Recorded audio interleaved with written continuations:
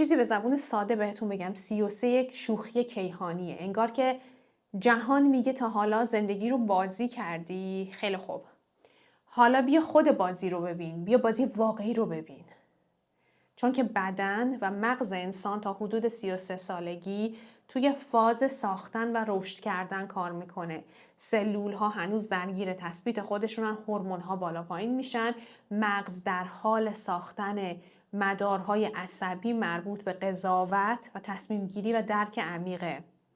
دانشمندان میگن در حدود 32 تا 33 سالگی لوب پیشانی مغز که مربوط به آگاهیه، مربوط به معنا و آینده نگریه، به بلوغ نهایی میرسه. یعنی از اینجا به بعد مغزتون میتونه زندگی رو نه فقط بفهمه بلکه درکش بکنه. ولی گاهی اوقات این درک با خودش درد میاره. چون که برای اولین باره که میفهمی خیلی از این چیزهایی که دنبالش بودی این سالها اصلا مال تو نبوده، اون شغل، اون رابطه، اون هدفه. خیلی وقتها فقط برای ساکت کردن یه ترس بوده، نرسیدن به یک خواسته واقعی. و اون لحظه است که مغز این رو برای اولین بار میفهمه. پس 33 یه جور نقطه صفره. جایی که میفهمی اون آدم 20 ساله قدیمی نیستی ولی هنوزم نمیدونی کی هستی و این وسط یک خلأه. و این خلأ شاید ترسناک ترین و شاید هم مقدس ترین بخش این سفره. چرا؟ چون که اینجا حق انتخاب داری. پس چه اتفاقی واسه یه مغز جدید و روح جدید میفته؟ توی این سن مغز وارد فاز پایداری انرژی میشه. یعنی بدنت دیگه دنبال رشد فیزیکی نیست، دنبال حفظ و مصرف درسته. برای همینه که اگر درونی بی‌نظم باشی، یعنی خواب، تغذیه، رابطه، افکار، خیلی زود احساس خستگی و بی‌هدفی میکنی. اما اگر تو این مرحله یاد بگیری چطوری انرژیت رو به سمت درونت هدایت بکنی، یعنی با خودت، با بدنت، با ذهنت صلح بکنی، اون موقع است که یه سری اتفاقات عجیب میفته. احساس میکنی که با کمترین تلاش زندگی داره خودش برات درست پیش میره. چون مدار درونیت با مدار بیرونیت بالاخره هم فرکانس شدن. پس اگر هنوز گیجی، کاملا طبیعیه، این گیجی بخشی از سفره. همه آدم هایی که توی مسیر رشد واقعیان یه جایی دچار این گیجی میشن. چرا؟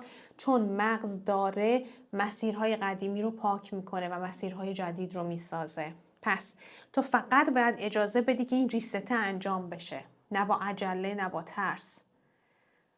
بشین، ببین، حسش بکن و گاهی یک جمله، یک کتاب، یک اتفاق کوچیک میشه همون جرقه‌ای که مدار جدیدت رو روشن میکنه. چند تا راهکار میخوام بهتون بگم برای عبور از بحران 33، چیزی که اسمش رو میذارن. با خودتون بیشتر وقت بگذرونید، حتی بدون هدف. یعنی چی؟ یعنی 33 سالگی یک لحظه شناخت دوباره خودتونه. قدم بزنید، بنویسید، سکوت بکنید، نگاه بکنید، نه برای نتیجه، فقط برای اینکه مشاهده بکنید. بدنتون رو فراموش نکنید. توی این سن انرژی پایین میاد. یوگا بکنید، پیاده روی بکنید، تغذیه خوب داشته باشید، تنفس عمیق داشته باشید. همشون ابزارهایی هستن برای اتصال دوباره. از شلوغی های بیرون کم بکنید.